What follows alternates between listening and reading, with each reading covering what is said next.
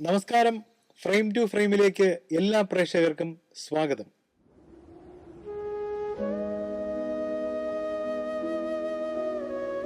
താരാപദം ചേതോഹരം പ്രേമാമൃതം പെയ്യുന്നിത നവമേഘമേ കുളിർ കൊണ്ടുവാ ഒരു ചെങ്കുറിഞ്ഞി പൂവിൽ മൃദു ചുംബനങ്ങൾ നൽകാൻ താരാപദം ചേതോഹരം പ്രേമാമൃതം പെയ്യുന്നിതാ. ഇന്ത്യൻ ചലച്ചിത്ര രംഗത്തെ വളരെ പ്രമുഖനായ ഒരു ഗായകനും നിർമ്മാതാവും ഡബ്ബിംഗ് ആർട്ടിസ്റ്റും സർവോപരി ഒരു നടനുമായ ശ്രീ SP ബാലസുബ്രഹ്മണ്യത്തെക്കുറിച്ചാണ്, അദ്ദേഹത്തിൻ്റെ ഓർമ്മകളെക്കുറിച്ചാണ് ഇന്നത്തെ കഥ പറയുമ്പോൾ എന്ന ഈ പ്രോഗ്രാം. 1946 ജൂൺ 4 മഹാനായ ആ കലാകാരൻ ജന്മം കൊള്ളുന്നത്.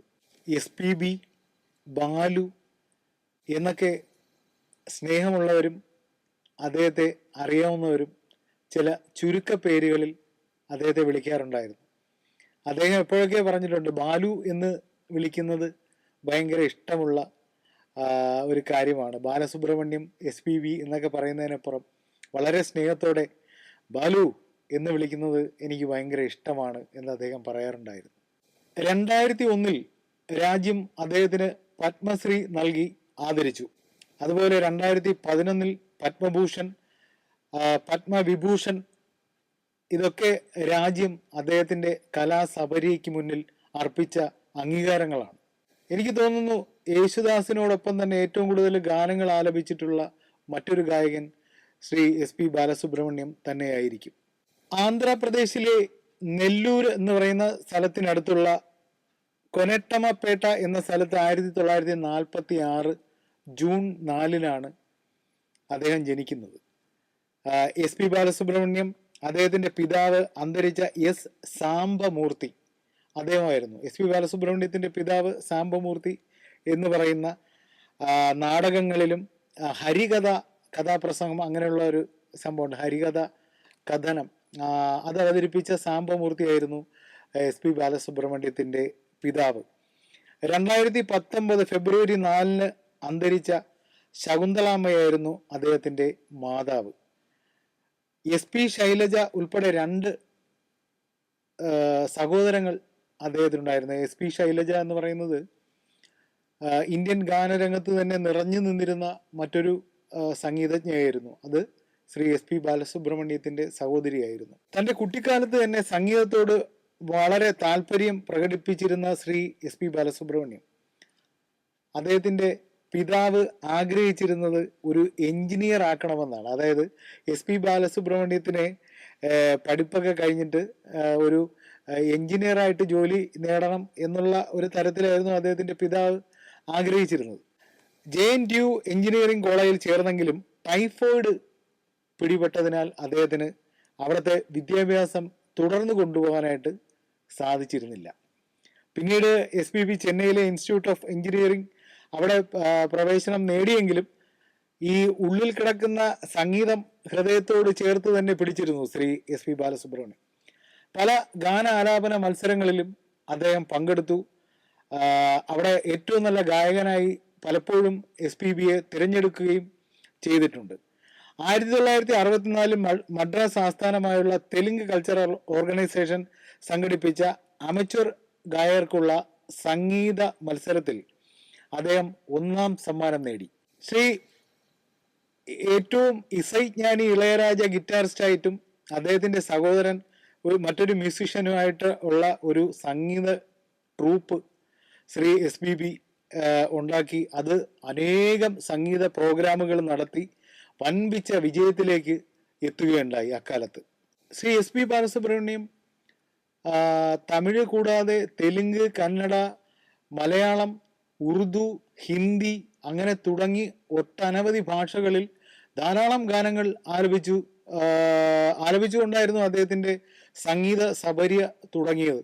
ഒരു ഭാഷയിൽ തന്നെ സ്ഥിരമായി അനേകം ഗാനങ്ങൾ പാടിക്കൊണ്ടിരുന്ന അദ്ദേഹം തുടർന്ന് ഇന്ത്യയിലെ ഏറ്റവും വലിയ ഭാഷ, ഏറ്റവും കൂടുതൽ ആൾക്കാർ സംസാരിക്കുന്ന ഹിന്ദിയിൽ ധാരാളം ഹിറ്റ് പാട്ടുകൾ, തുംസെ മിൽനെ കി തമന്ന ഹൈ, പ്യാർ ഹൈ ഇരാദ ഹൈ, ഓർ എക് വാദ ഹൈ ജാനം, ഇത്തരത്തിലുള്ള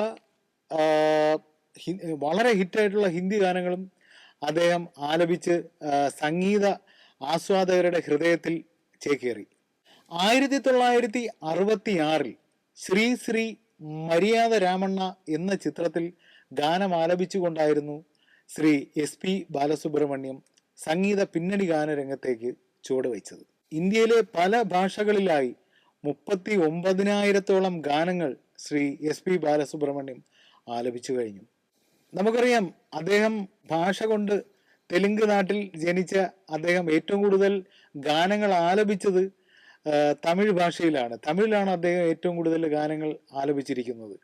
അതുപോലെ തന്നെ നമുക്കറിയാം, ഒരു നടനായിട്ട് നമ്മൾ കണ്ടത് അദ്ദേഹം തമിഴ് സിനിമയിൽ പ്രഭുദേവയുടെ അച്ഛനായിട്ട്, അത് വളരെ ഹിറ്റായിട്ടുള്ള പടം. അതുപോലെ മണ്ണിൽ ഇന്ത കാതലെன்றே ആട് വാഴ്വ് കൂടുമോ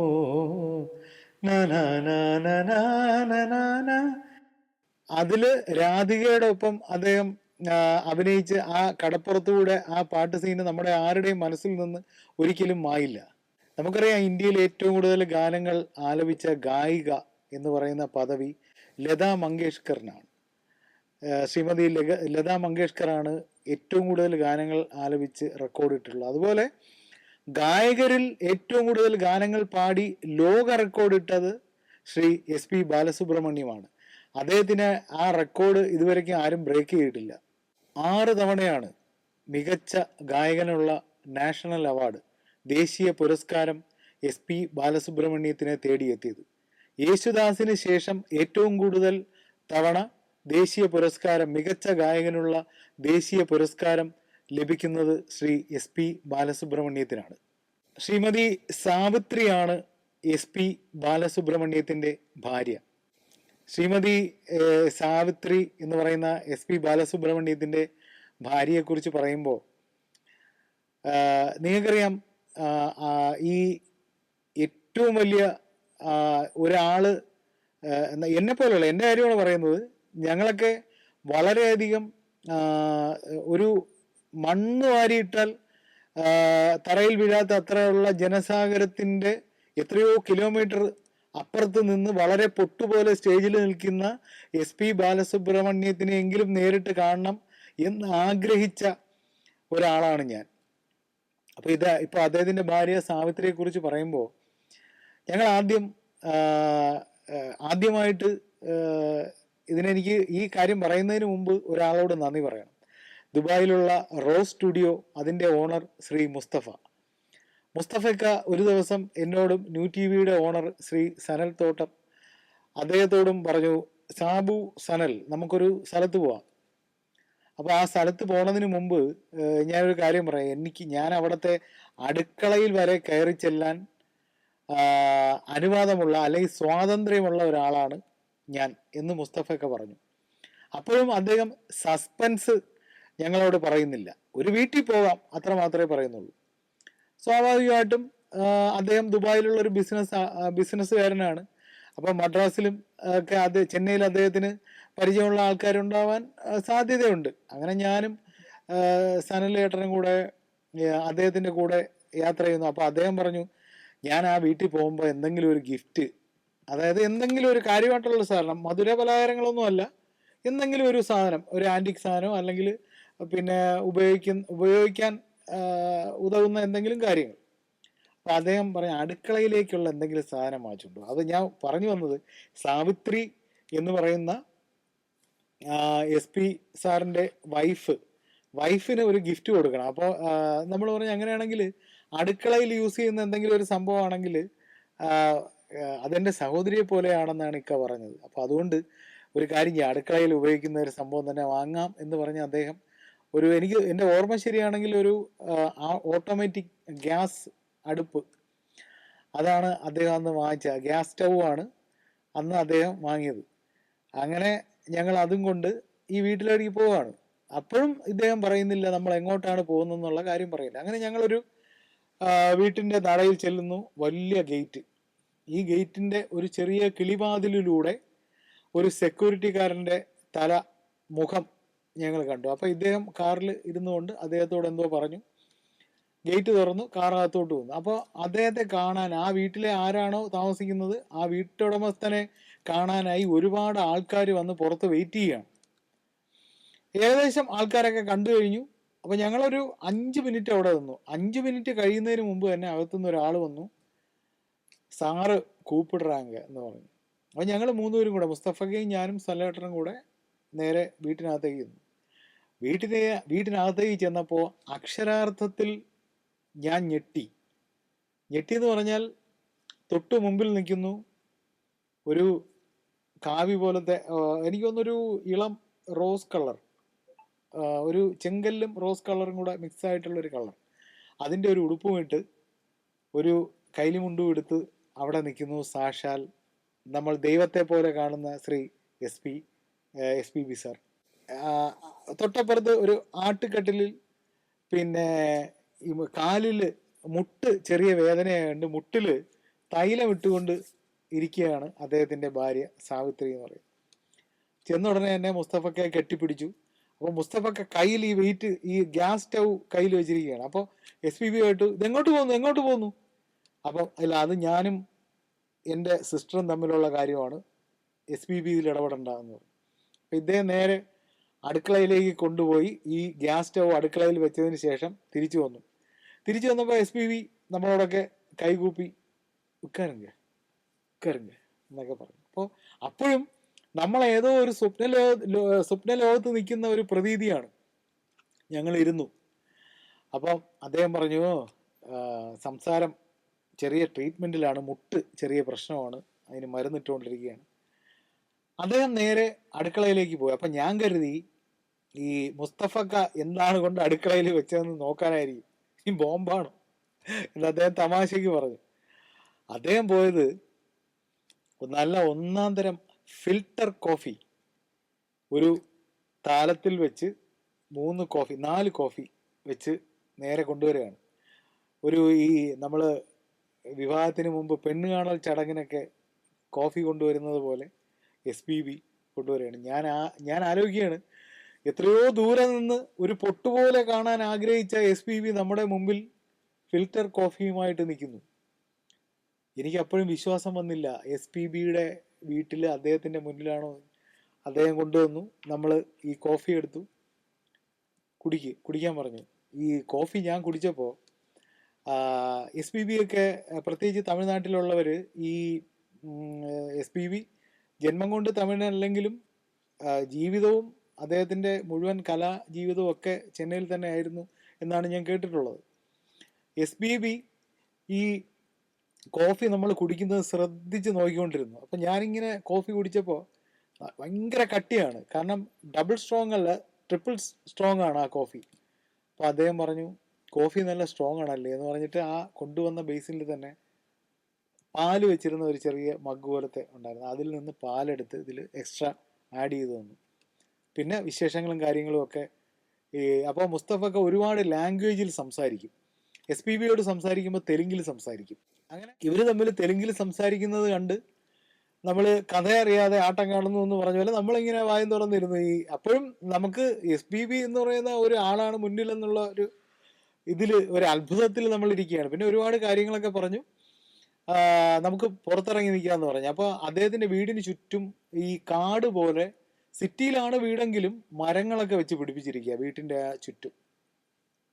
അതിലൊക്കെ കുയിൽ വന്നിരിപ്പുണ്ട്. അപ്പോൾ പെട്ടെന്നൊരു കുയിൽ വളരെ ഉച്ചത്തിൽ അത് അവിടെ നിന്ന് കൂവി. അപ്പോൾ ഇദ്ദേഹം തിരിച്ച്, നമ്മൾ ഈ കൊച്ചു പിള്ളേരൊക്കെ നാട്ടിൻ പുറത്ത് കുയിൽ കൂവുമ്പോൾ തിരിച്ചു കൂവുന്ന പോലെ ഇദ്ദേഹം കൂവുകയാണ്. കുയിൽ വീണ്ടും കൂവുന്നു, എസ് പി ബി വീണ്ടും കൂവുന്നു. നമ്മൾ പുറത്തു നിന്ന് ഇദ്ദേഹം ഇങ്ങനെ ഈ കുയിലിനോട് കൂവിക്കൊണ്ടിരുന്ന സമയത്ത് എനിക്ക് എത്രയും പെട്ടെന്ന് ഇദ്ദേഹത്തോടൊത്ത് ഫോട്ടോ എടുത്താൽ മതി, കാരണം ലോകത്തെ കാണിക്കണ്ടേ. എസ് പി ബിയുടെ വീട്ടിൽ ചെന്നു ഇങ്ങനെ. അപ്പോൾ ഞങ്ങൾ അങ്ങോട്ടും ഇങ്ങോട്ടും പറയാണ്, ഇക്ക ഒരു ഫോട്ടോ എടുത്താൽ കൊള്ളായിരുന്നു. അപ്പോൾ SPB ഉടനെ അദ്ദേഹം പറയാണ് ആ മൊബൈലും കയറൂ എന്ന് പറഞ്ഞിട്ട് ഞങ്ങളെ ഇങ്ങനെ 2 സൈഡിലായിട്ട് നിർത്തിയിട്ട് അദ്ദേഹം ഒരു സെൽഫി എടുത്തു തന്നു. എൻ്റെ ലൈഫിൽ ഒരിക്കലും മറക്കാൻ പറ്റാത്ത അമൂല്യമായി നമ്മൾ സൂക്ഷിക്കുന്ന ഒരു ഫോട്ടോയാണ് അദ്ദേഹം എടുത്തു തന്ന ആ സെൽഫി. അത് കഴിഞ്ഞ് കുറേ നേരം സംസാരിച്ച് അതിനുശേഷമാണ് മുസ്തഫക്ക പറയുന്നത് നമ്മളവിടെ പോയത് ദുബായിൽ നമ്മൾ ചെയ്യുന്ന ഒരു പ്രോഗ്രാമാണ് റോസ് അറേബ്യൻ ടാലൻറ്റ് ഹണ്ട് എന്ന് പറയുന്ന ഈ പ്രോഗ്രാമിന് SPB ആണ് അതിൻ്റെ ബ്രാൻഡ് അംബാസഡറും ആ ഉദ്ഘാടകനും ഒക്കെ SPB ആണ്. അപ്പോൾ ദുബായ് എന്ന് പറയുന്ന സ്ഥലത്ത് ഇതിൻ്റെ പ്രോഗ്രാം തുടങ്ങുമ്പോൾ ഒരു വലിയ സ്റ്റാർ ഷോ, അത് SPB നയിക്കുന്ന ഒരു പ്രോഗ്രാമാണ്. ആ പ്രോഗ്രാമിനെ കുറിച്ച് സംസാരിക്കാനാണ് ഞങ്ങളെയും കൊണ്ട് നേരെ SPBയുടെ വീട്ടിൽ പോയത്.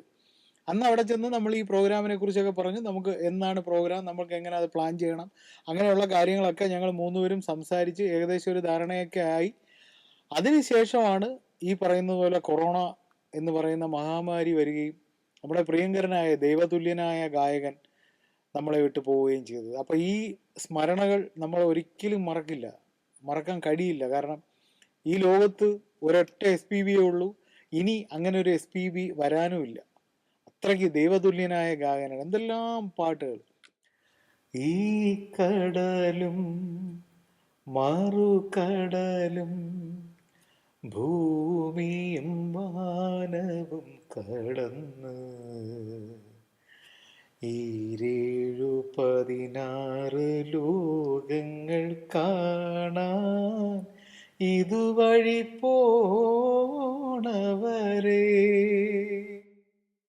അവിടെ മനുഷ്യരുണ്ടോ, അവിടെ മതങ്ങളുണ്ടോ, ഇങ്ങനെയൊക്കെ തുടങ്ങുന്ന ഇത് SPB വളരെ കാലത്തിന് മുമ്പ് മലയാളത്തിൽ പാടിയ ഒരു ഗാനമാണ്. അതുപോലെ എത്ര അനശ്വരങ്ങളായ ഗാനങ്ങൾ മലയാളവും തമിഴും ഹിന്ദിയിലും ഒക്കെ പാടിയിട്ടുള്ള നമ്മുടെ പ്രിയപ്പെട്ട SPB, അദ്ദേഹത്തിൻ്റെ വേർപാട് നമുക്ക് വിശ്വസിക്കാൻ പറ്റിയില്ല. കാരണം ഇനി എത്രയോ പാട്ടുകൾ നമുക്ക് വേണ്ടി അത് ഞാൻ ഇതിൻ്റെ ഇടയ്ക്ക് ദൈവതുല്യൻ എന്ന് പറയുമെങ്കിലും അക്ഷരാർത്ഥത്തിൽ ഇതുപോലൊരു മനുഷ്യ സ്നേഹി അല്ലെങ്കിൽ ഇതുപോലൊരു കലാകാരനെ, മനുഷ്യരെ അറിഞ്ഞ മനുഷ്യനെ ഞാൻ കണ്ടിട്ടില്ല. അത്രയ്ക്ക് പ്രിയപ്പെട്ട, വളരെ കുറച്ചു നേരങ്ങൾ അദ്ദേഹത്തോടൊപ്പം അവിടെ കഴിയാൻ പറ്റി എന്നുള്ളത് എൻ്റെ ജീവിതത്തിലെ ഏറ്റവും വലിയ ഭാഗ്യമായിട്ട് ഞാൻ കരുതുന്നു. അതിന് എത്ര മുസ്തഫക്കയോട് നന്ദി പറഞ്ഞാലും മതിയാവില്ല.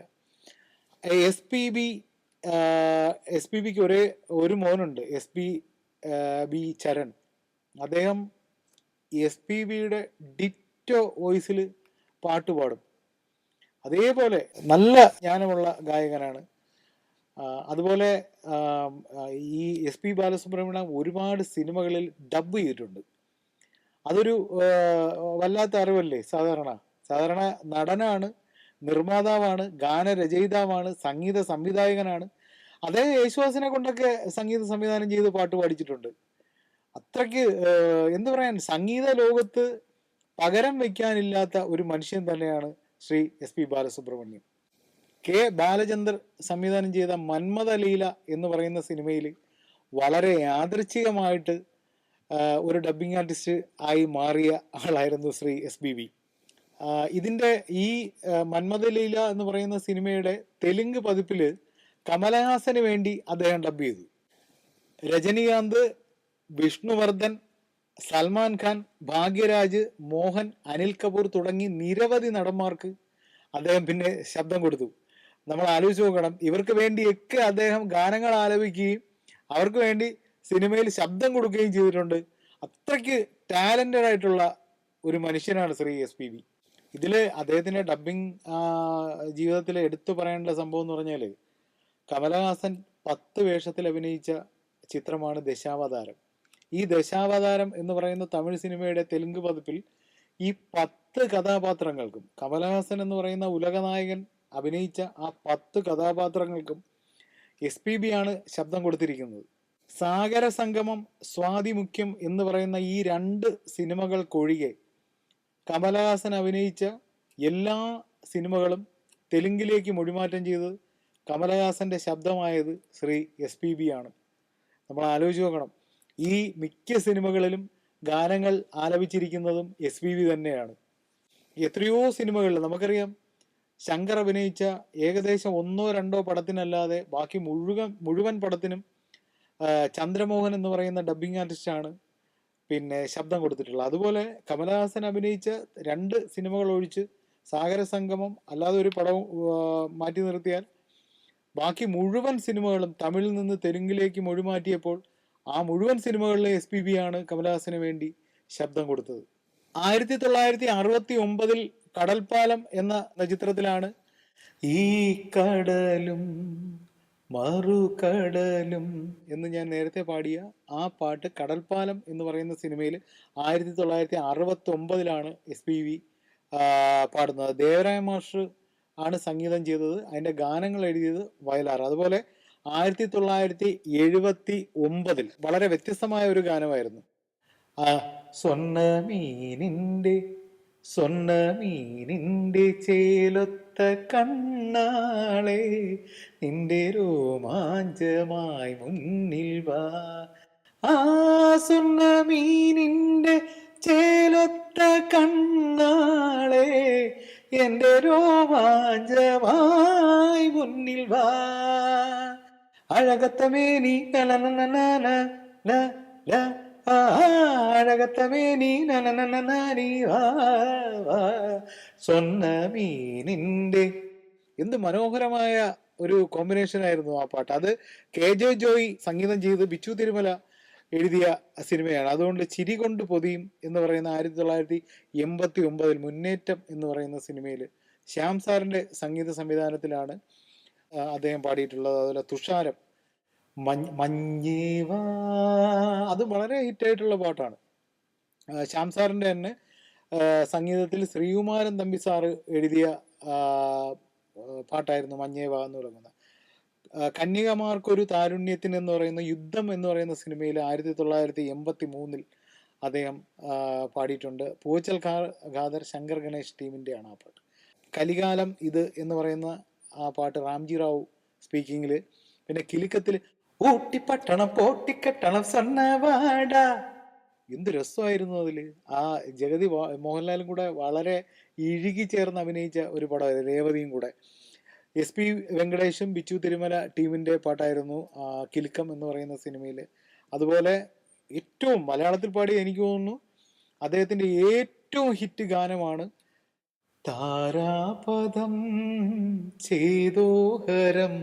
1991 ഇളയരാജ സംഗീത സംവിധാനം നിർവഹിച്ച ആ പാട്ട് അനശ്വരം എന്ന് പറയുന്ന ഒരു സിനിമയിൽ. അതൊരു ഓം ഫാബിയിൽ ഡിങ്കര ഡിങ്കര എന്ന് പറയുന്ന കൊച്ചുകുട്ടികൾക്കുള്ള ഒരു പാട്ട്. അദ്ദേഹം ഭയങ്കര ഒരു ഫണ്ണി ആയിട്ടുള്ള ഒരു സോങ് ആണ് ഈ ഡിങ്കര ഡിങ്കര എന്ന് പറയുന്നത്. അതുപോലെ ഡാർലിംഗ് ഡാർലിംഗിൽ വളരെ നല്ല ഒരു ഗാനം ഔസേപ്പച്ചൻ സംഗീത സംവിധാനം നിർവഹിച്ചതാണ്. CID മൂസയിൽ मैंने प्यार किया तो डरना क्या, അതിൽ അദ്ദേഹത്തിൻ്റെ ഏറ്റവും വലിയൊരു പ്രത്യേകത എന്ന് പറഞ്ഞാൽ ഈ പാട്ടുകൾ പാടിക്കൊണ്ടിരിക്കുമ്പോൾ അതിൻ്റെ ഇടയിൽ ചിരി അങ്ങനെയുള്ള ഊട്ടിപ്പട്ടണത്തിലൊക്കെ അതിൻ്റെ എൻഡിൽ അങ്ങനെയൊക്കെ കൊടുത്തിട്ടുണ്ട്. അതുപോലെ ഈ മേനെ പ്യാർക്ക് എക്സ്ട്രാ തിങ്സ് ഏത് പാട്ടായിരുന്നാലും അങ്ങനെ അത് ഭയങ്കര രസം. എന്ത് രസമായിരുന്നു. ഈ മണ്ണിൽ നിന്നൊക്കെ അദ്ദേഹം സ്റ്റേജിൽ പാടുമ്പോൾ മണ്ണിൽ ഇന്ത കാതലെன்று യാരും കൂടുമോ, അങ്ങനെയൊക്കെ ഒരു ചെറിയ സംഗതികളൊക്കെ കൊടുത്ത് പിന്നെ SPB സാറ് സ്റ്റേജിൽ പ്രോഗ്രാം ചെയ്യുന്നത്, കൂടെ നിന്ന് പാടുന്നവരോട് ഇൻട്രാക്ട് ചെയ്തുകൊണ്ട് വളരെ ഭംഗിയായിട്ട്. നമുക്ക് സത്യം പറഞ്ഞാൽ ഒരു സ്റ്റേജ് ഷോ ഗാനമേള കേൾക്കുന്ന ഒരു ഫീലല്ല, ചെറിയൊരു സ്കിറ്റൊക്കെ കാണുന്ന ഒരു എഫക്റ്റ് ആക്കി മാറ്റും SPB പാടുമ്പോൾ.